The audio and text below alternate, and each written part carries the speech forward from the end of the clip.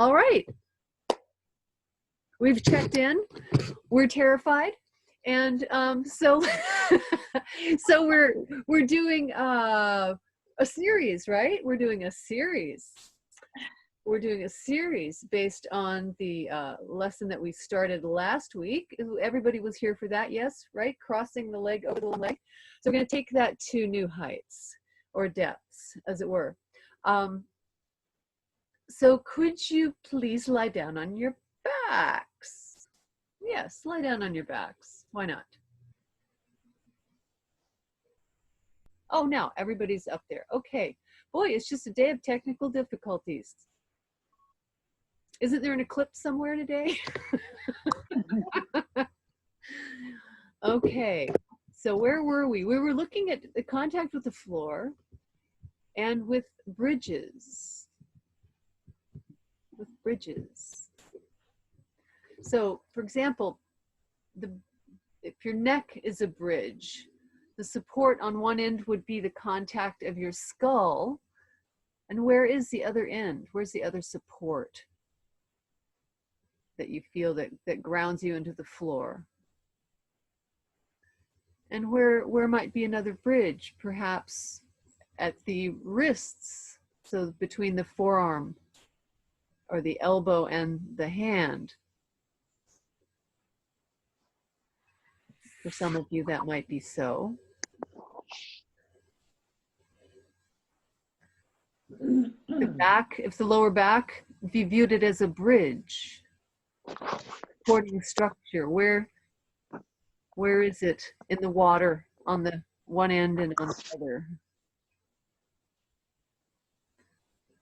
Or on the land?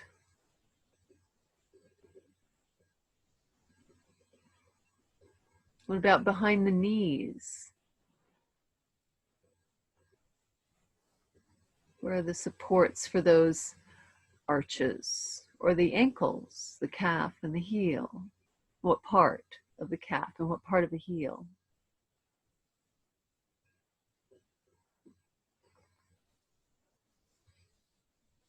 And then go ahead and roll your head and check in with your neck this morning. See if one side feels more comfortable, more easy. Maybe they're both easy.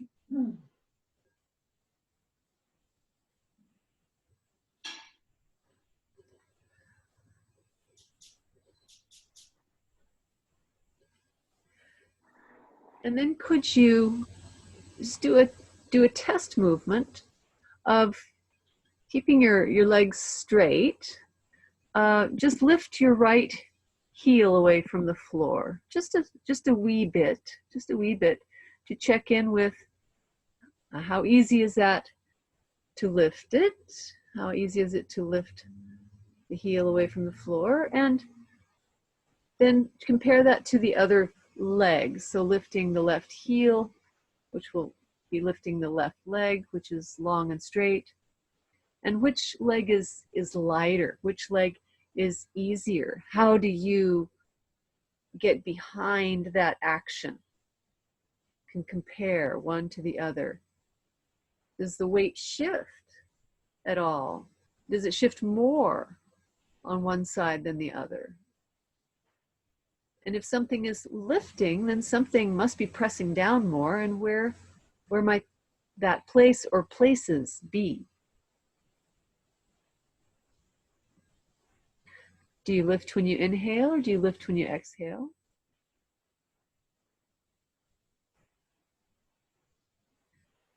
And then whichever of your legs is the lightest, the easiest, and if they're both the same, then you can just choose.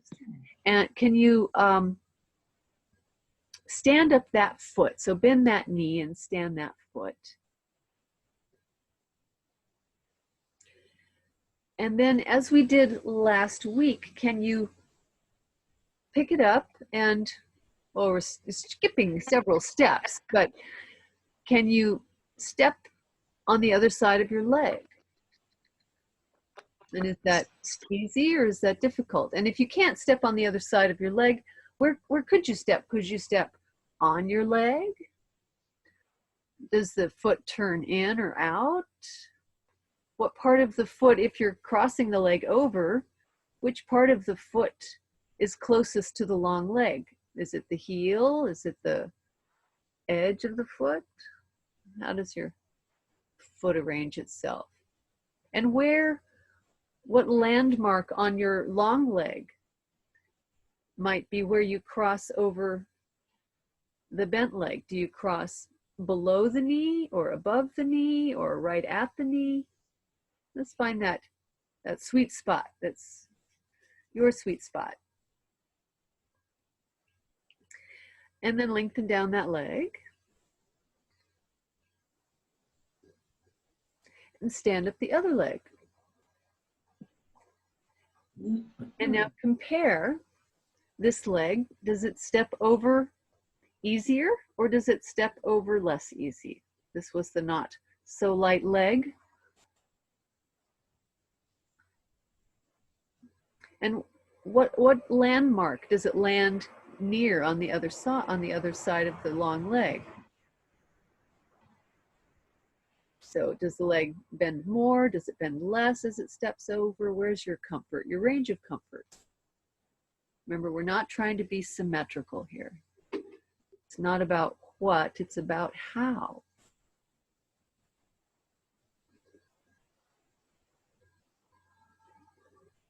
And then lengthen that leg down and take a rest.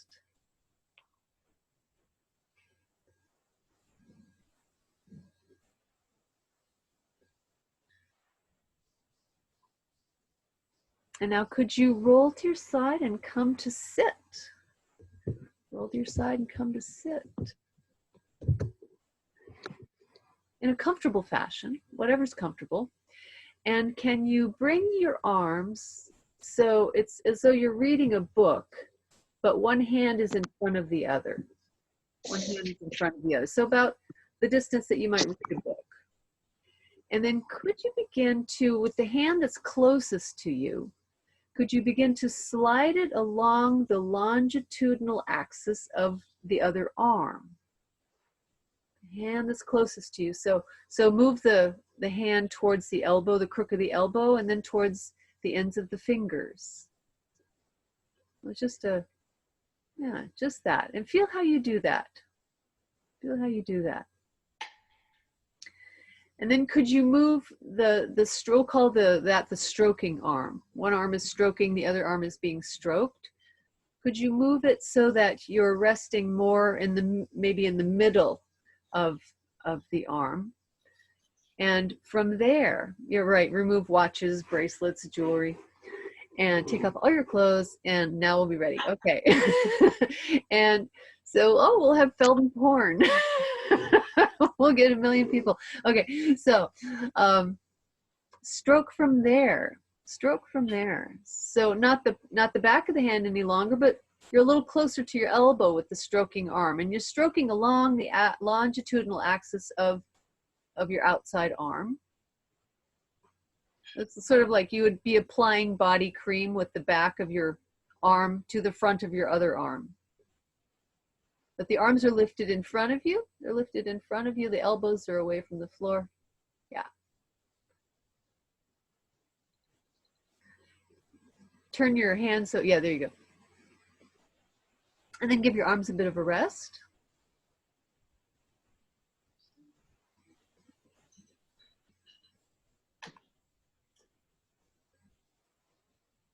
And then change so that the other arm is closer to you. Change so that the other arm is closer to you. And just notice where you spontaneously cross your arms, your hands. And with the inside arm, begin to stroke towards the elbow and towards the palm and the fingers of the other hand. And notice how do you do that? So do you pivot around the elbow, and does the arm move in the shoulder?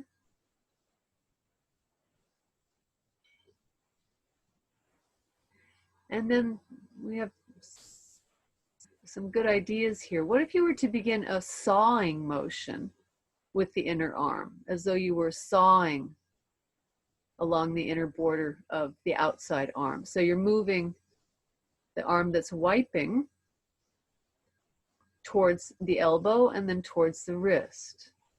A bit like you might play a violin, that kind of a movement. And how is that different for your shoulder, for your chest? Is there any shift of weight? Any place? Does something change in your perception of your ribs? Let's rest the arms. This part of what we're doing is often called the violin lesson. So take the other arm on the inside, other arm on the outside, and begin to saw or play the violin with your other arm, with your inner arm. And how is this side behaving? So what do you do with your chest? Is there any sense of turning or folding? How do you breathe? How do you breathe? What if you were to turn to your, you're all using the left and the inside of the left arm. What if you were to turn and let that arm that's stroking lead you around and then lead you back to the center? Follow it as it strokes. The other arm stays in front of you. The other arm just like you're carrying something. So as you're turning, you can turn.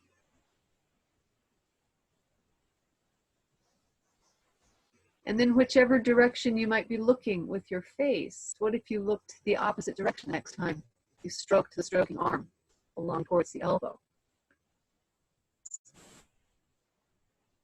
So you stroke, it's a movement that you turn and you look and then you bring everything back to the front. You turn and you look and you bring everything back to the front.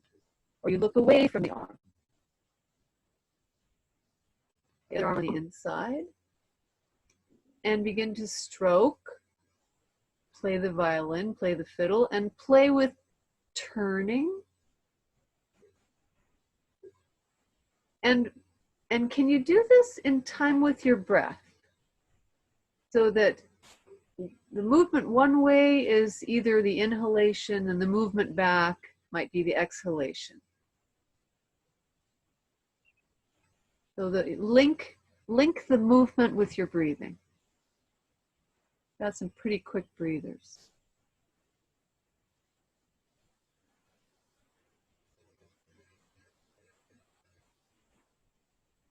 And then rest down on your backs. Rest down on your backs.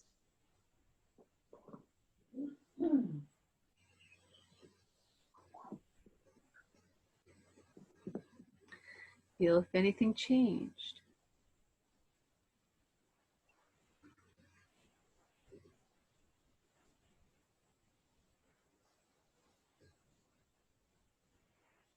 And now those of you that were here on Saturday, this might feel a bit familiar.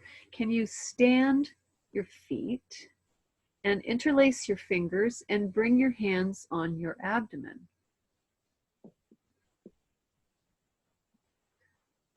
And keeping the palms of both hands in contact with your abdomen, can you lift your left elbow away from the floor?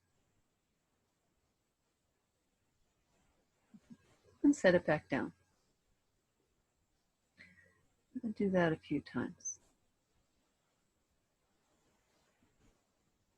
Lightly, and again, can you entrain the movement with your breath? Can you entrain the movement with your breath? And can you add the idea from a couple of weeks ago when we were barely moving, can you add the idea that there's a lengthening of the elbow that can also be part of the lifting? Lifting the elbow and lengthening it somehow work together.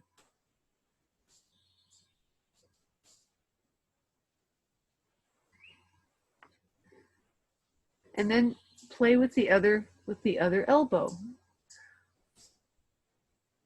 Keeping the palm of the hand on the stomach. You lift the elbow, lengthen the elbow, lengthen and lift the elbow as you breathe in or as you breathe out.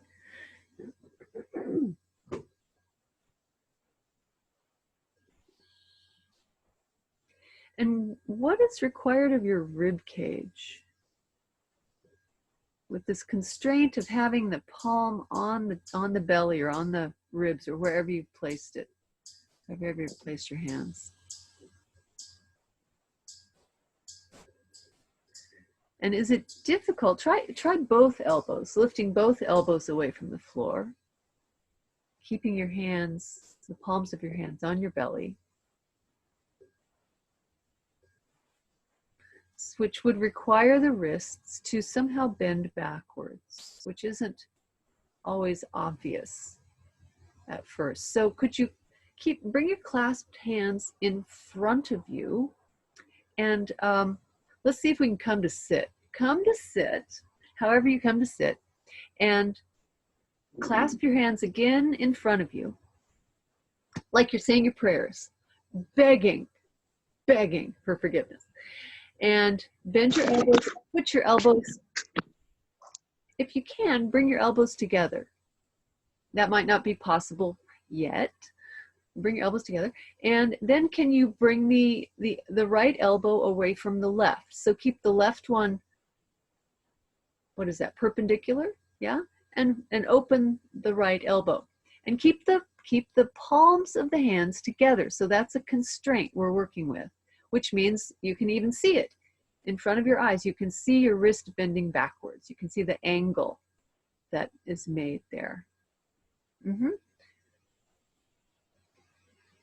And then lift the other elbow away from a perpendicular right elbow. So now you're having to bend your left wrist backwards, keeping the heels of the hands together. And have the fingers, unless you have a reason not to, have the fingers interlaced. Have the fingers interlaced, yeah. Here's the church, here's the steeple. No steeple.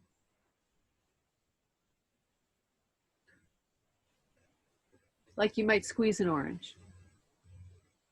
And then could you bring both elbows away? Both elbows away from each other, like the two wings of the butterfly that we played with.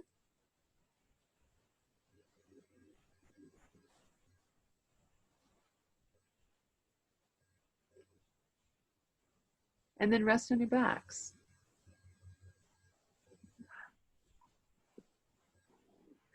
And interlace your fingers as you would to bring them behind your head.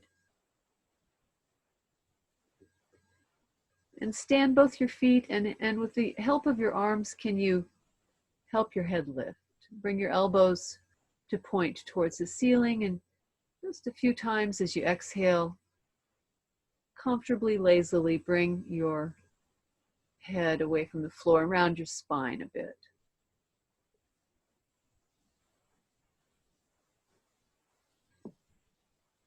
Nice secure connection there between the hands and the head. And then with that same kind of clasping, can you bring those clasped hands in front of you? Just bring them out, and bring them, and again, as though you were praying, as though you were praying. And in this position, can you roll over onto your left side? Roll over onto your left side with your hands clasped in front of you. And if you need to use something under your neck, a pillow or a towel, you have the arms clasped in front of you. And now, could you navigate your way to bringing your elbows together? How might you use yourself?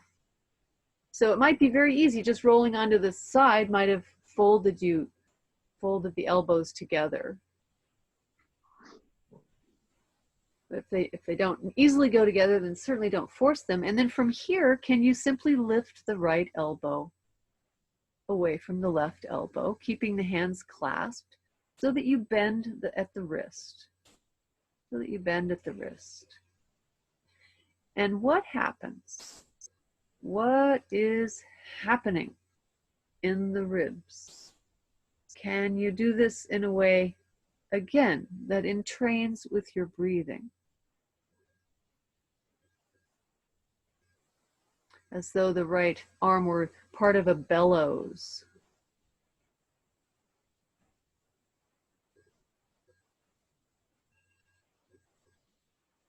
And can you set the elbow down lightly? Can you set the elbow down slower? Let's say the next time you lift the elbow away from the underneath elbow, can you set it down twice as slow?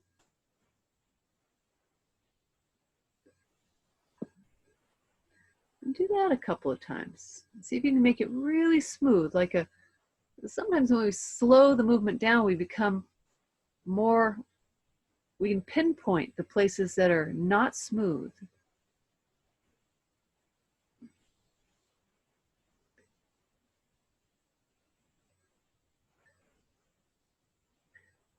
When you lift the elbow away from the other, sense the space between the elbows.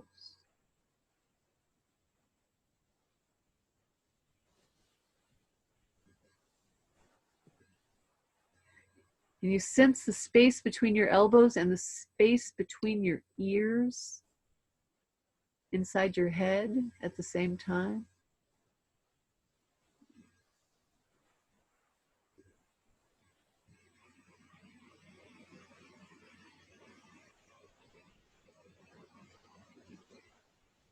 And then come and just roll over onto your other side.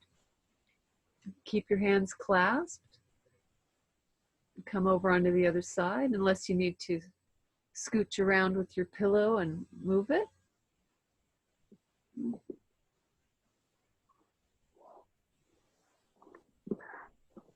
And then begin just this gentle, quiet exploration of lifting your elbow and slowly, slowly letting it back down.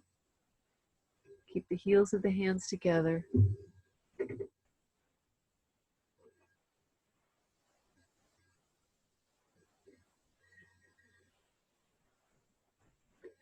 Is there any sense of rolling? Is there any sense of folding? Is there any, what part of you might get heavier as the elbow comes away? And how do you make it really, really smooth as you come back down?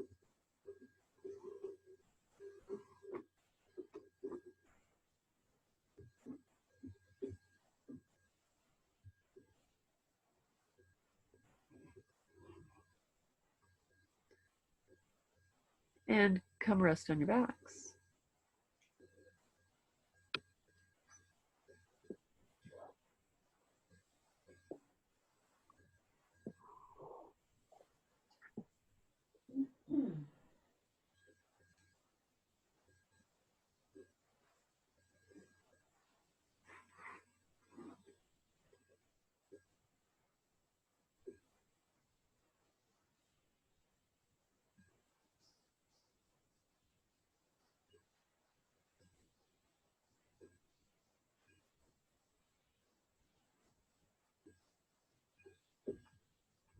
Okay, this next part might be like a puzzle. Might be like a puzzle that you have to figure out. So come on to your left side again with your hands clasped and the elbows together.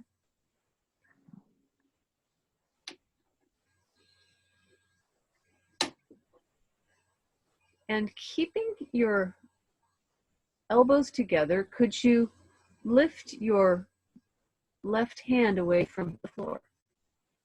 The left hand away from the floor,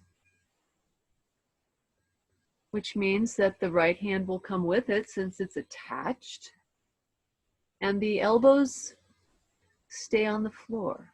The elbows stay on the floor. So you're pivoting. Somehow you have to pivot over that underneath elbow. And what does that require of the rest of you? So how do you get behind, around, through, over, under? And again, how do you combine this with breathing? Which of your ribs comes more together? Which of your ribs come more apart? Very gently, very gently. And then how might you lift the underneath elbow away from the floor and keep your clasped hands together on the floor? And anything you need to do, you can roll, the head can move, the head can lift, the head can turn. Keeping the elbows together, that's the constraint. You do this yourself. And could you combine those two movements, not at the same time, of course, but alternate, lifting the underneath hand and pivoting on the elbows. Maybe you lift your head too. You could. Keeping the elbows together, how do you use the rest of yourself? Listen to the changing shape. How do you use pressure against the floor? Could you think of lifting as opposed to pressing? Something can lift. Lightly lift rather than haul.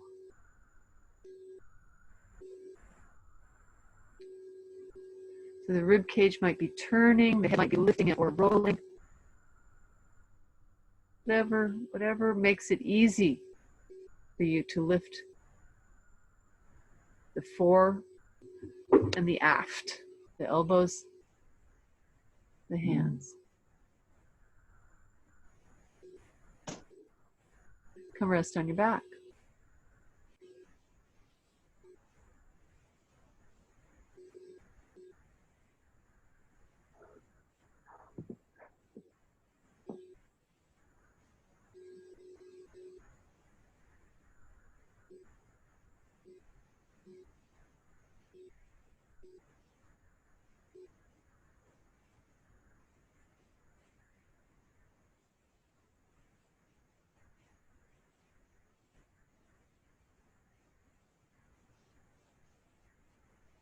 Come on to your other side.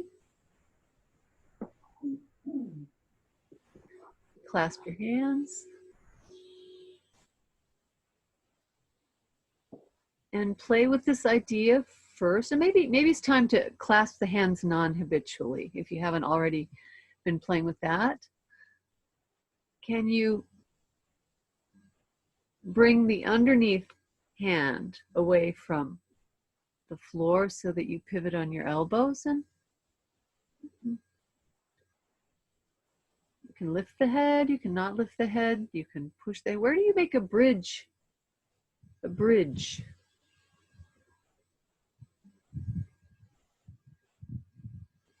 What happens in your shoulders? What happens across your collarbones? What happens in your shoulder blades, your neck?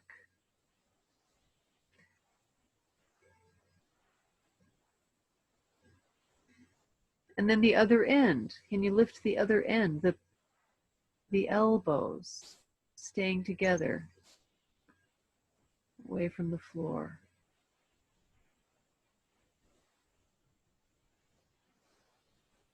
How's this side different?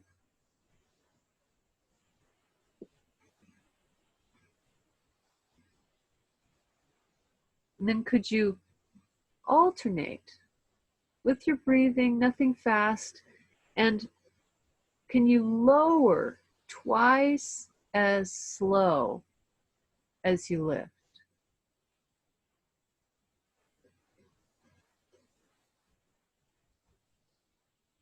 So you really get a good feeling of control and that sense of reversibility that we're always seeking.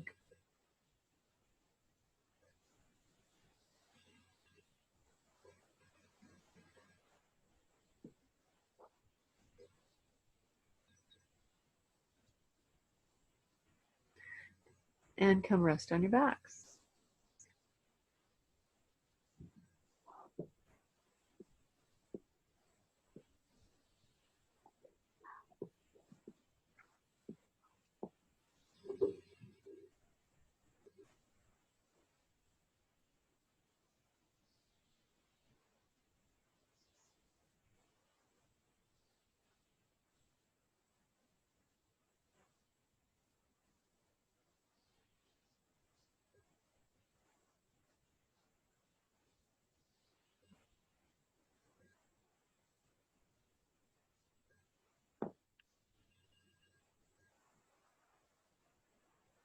Bring your hands again to your clasp position, or rather roll onto your left side again, and then bring your hands into the clasped position in front of you.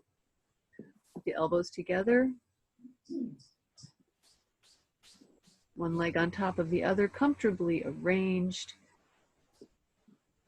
And now keeping your hands in this constraint in this elbows together, hands clasped, can you begin to move your elbows just a little bit closer towards your knees and then away? A little closer to your knees and then away.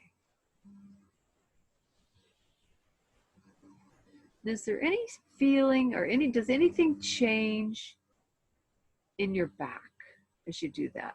Is there any movement in your lower back or your mid back, in the pelvis? How do you bend? How do you fold? And how do you unfold? And again, can you unfold? Can you come out of the position slower than you got there?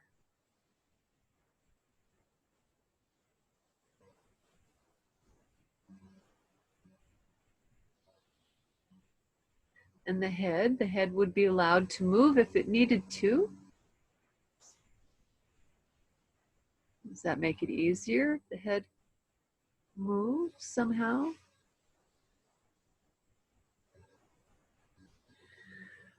Try attaching your thumbs to your forehead. Attach your thumbs to your forehead. So now we're really, really praying for something we really want. And can you bring your elbows a little closer to the belly and keeping the head attached? And then bring them a little away. So you go a little closer, then you come back, and then you go a little away. So the elbows come away from the belly. The thumbs stay attached to your forehead. So now we're employing more of the neck, more of the spine, the upper back, keeping the elbows together. You can slide on the floor if that's comfortable.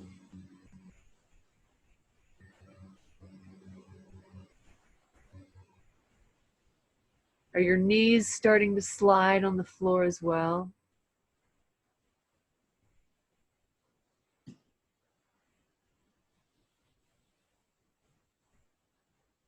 Okay, you know what they say.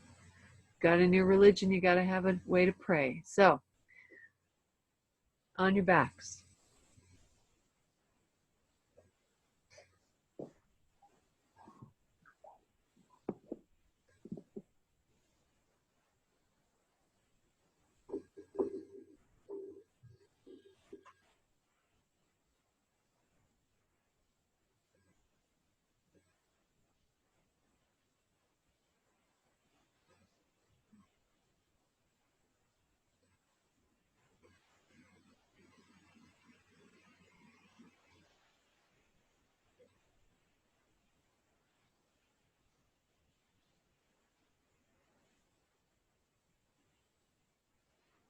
Then come to sit again.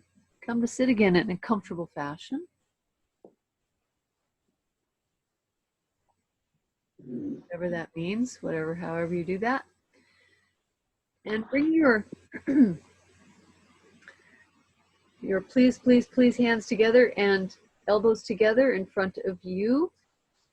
And attach your thumbs to your forehead again and start to bring the thumbs, slide them around to the right side of your temple and then around to the left side of the temple.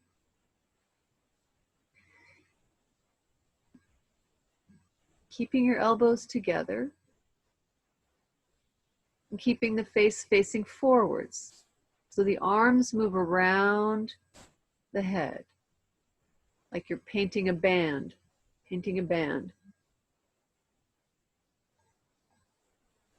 And the arms stay perpendicular. I'm going to add that constraint.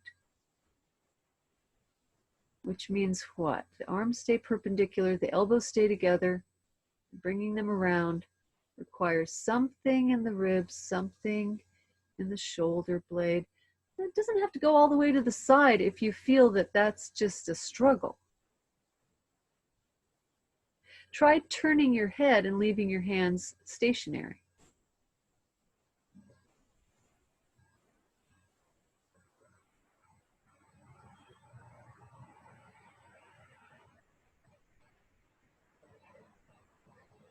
And rest on your back.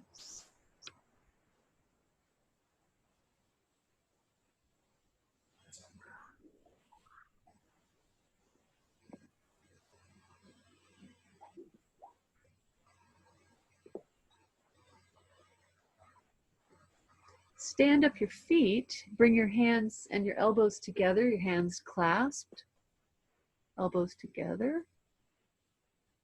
A comfortable distance away from you, somehow horizontal to your body. And can you just describe an arc to the right and to the left, to the right and to the left of your body, keeping the elbows together.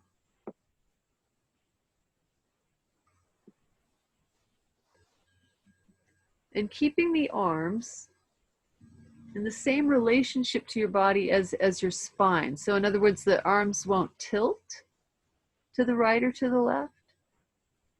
It's more like they might slide. So the shoulder blades and the chest here have to function. The elbows, oh, this is hard to describe. The elbows stay underneath the hands. Of course they do. The elbows stay oriented towards your body.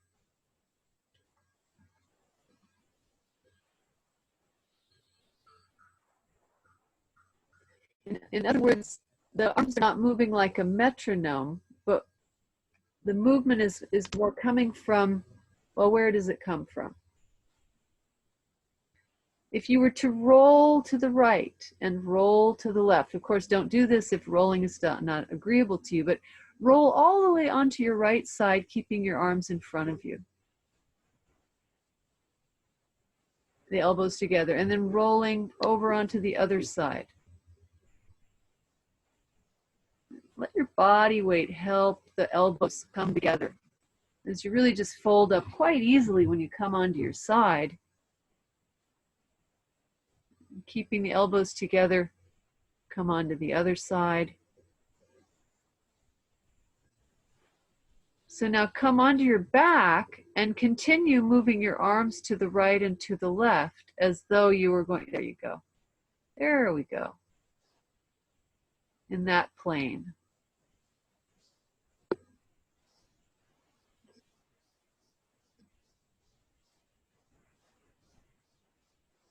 And the head can roll, the head can turn. What if you turned, are you turning the head with the arms? But you do the opposite, or not turn your head at all.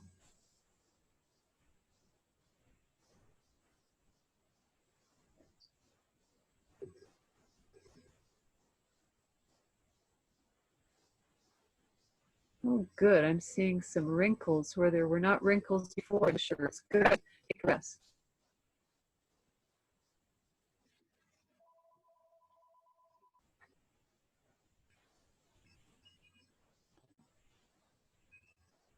Roll to your side and come to sit again.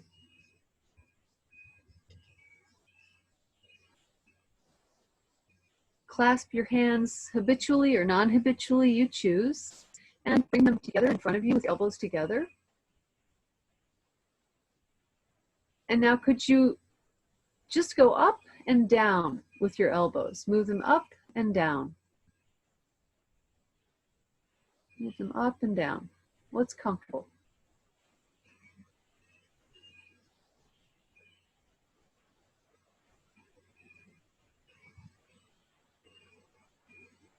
And then keeping your elbows and your forearms perpendicular, could you move them to the right and move them to the left?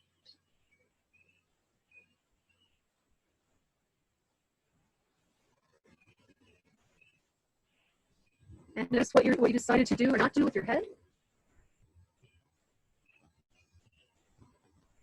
And could you do something different? Could you do something different with your head and your eyes? So if your head looks to the right, could your eyes look to the left? And vice versa. And could you move your arms left and right? But whatever you do with your head, you do the opposite with your eyes. The elbows stay perpendicular. If you're sitting cross-legged, cross the other leg in front. Clasp your hands non-habitually. And let's take it for a ride. Can you go up and down, keeping the elbows together, to the right and to the left?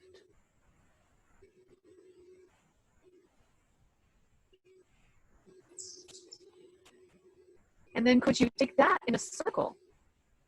Refresh your senses as you need to. If this is a difficult situation for you, just rest and then pick it again when you're ready. And then can you slowly, can you go about 5 times slower, Jeannie? Energizer, fine going here. Take this structure, this perpendicular structure around, like your forearms are against a pane of glass, and you're drawing a circle, or you're wiping the glass. This is a new way to wash windows.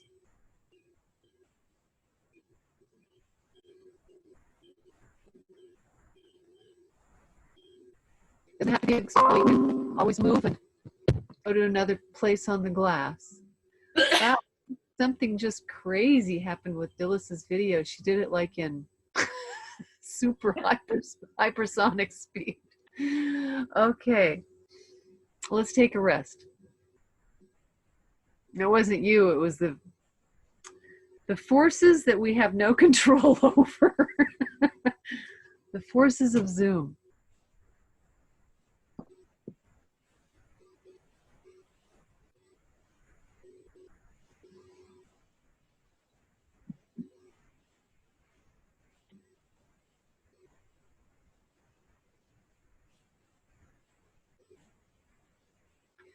Do people have a doorway they have access to?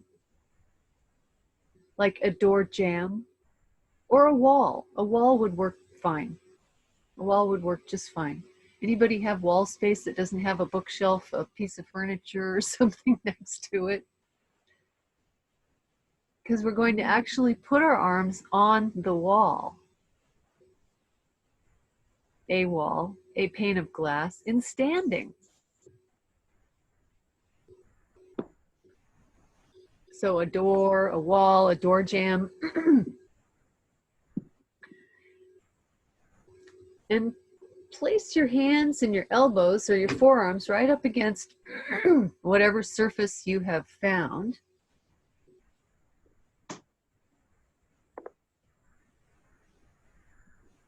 And keep your elbows, like your hands are stuck to the wall. But you could move up and down. You could move up and down. So you could bend the knees just a bit as though you were going to sit down. It doesn't have to be a large movement, just a little, just go a little down and then come back. Maybe rise a little bit up on your toes. You've got the wall there to lean against to help you stabilize. But the arms stay where they are. Arms stay where they are, stuck to the wall.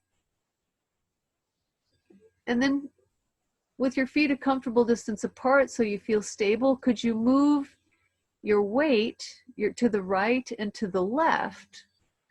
So your hips can move to the right and the left, and the elbows and forearms are stuck to the wall. What are your ribs doing? How do you conform yourself around this constraint of the hands on the wall? And yes, you guessed it. Could you take yourself around in a circle? Move your entire body in a circle with your arms on the wall, which means you'll be going up and down, north and south, and east and west, and all the way around the clock, with your elbows staying right on the wall.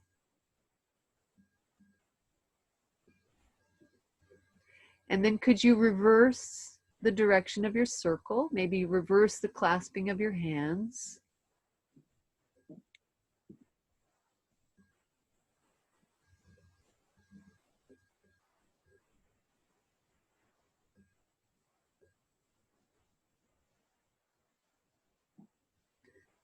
Okay, come back to the floor and lie down your back straight there.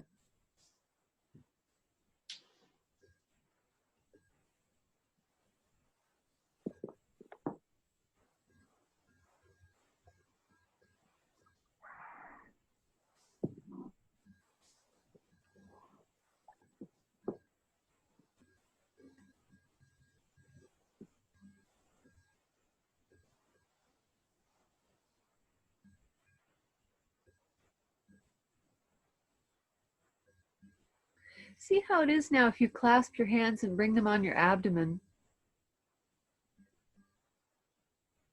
and lift one elbow and keep the palm of the hand on the body. Lift one elbow. And then the other elbow. Think of lengthening, lengthening. And then just like the butterfly wings stay attached to the body, can you bend the wrists in such a way that the elbows come away from the floor and lengthen? Notice where the elbows are widest and where they come then start to come closer together in the front. And what you do with your shoulders and your elbows. What you do with your chest. That's nice.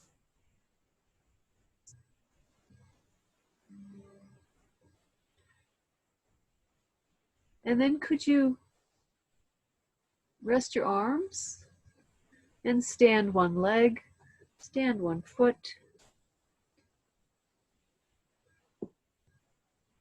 and cross it over the long leg.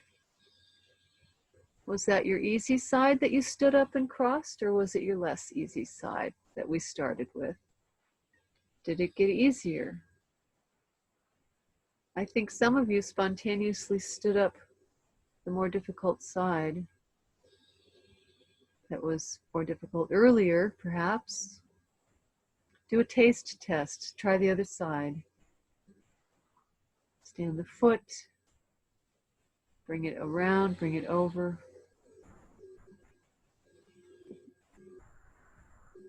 Anything get easier there? Anything change?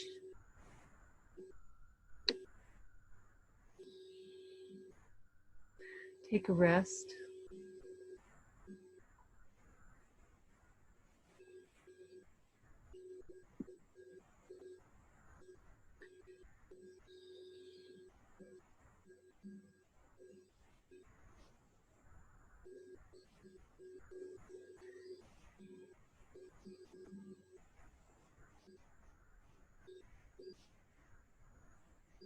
And have those bridges, those supports that we looked at earlier, have they changed?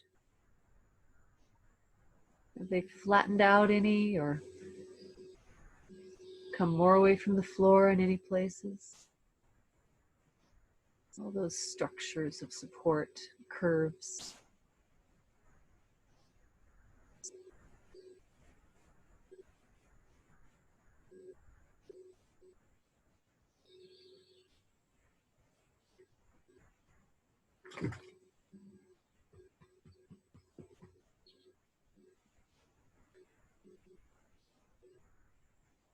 And roll your head, a bit right, a bit left. Has that changed?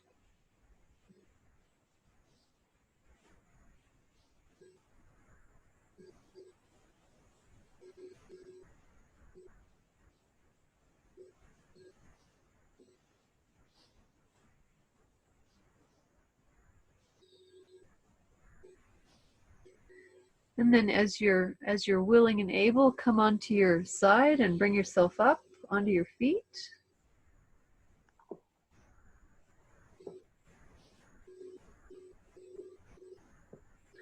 And just feel what you feel.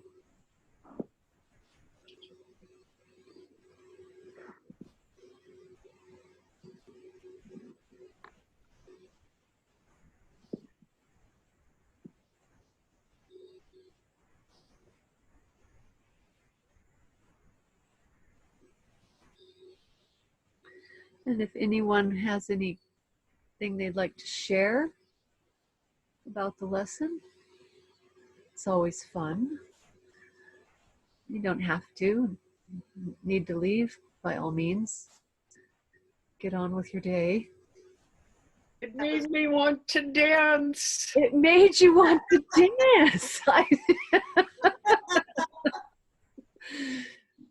Fantastic. To spring.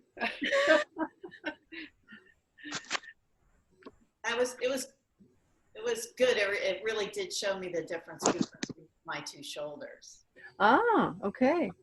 What the left one gets tired, got tired like this much faster than the right. Did you rest accordingly?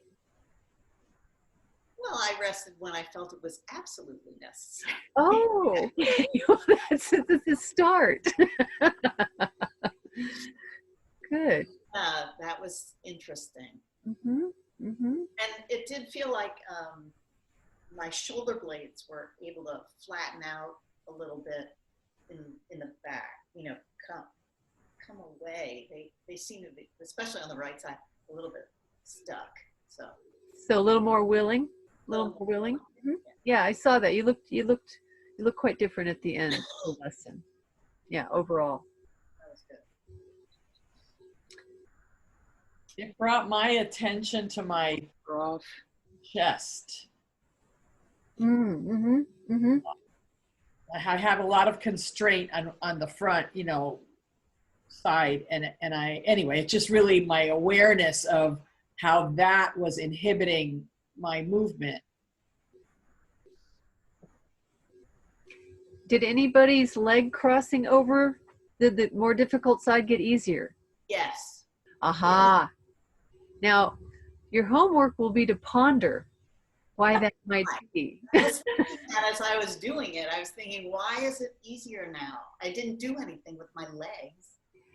This is what is called the benevolent deviousness of the Feldenkrais method. The unintended consequences. Yes. Right. You'll improve whether you want to or not. Just keep coming to class. It's not always obvious.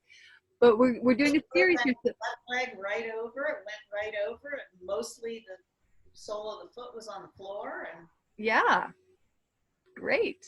that was good. Yeah. So we can talk about that more as we go through the series. But yeah, think about why that might have been. Mm-hmm.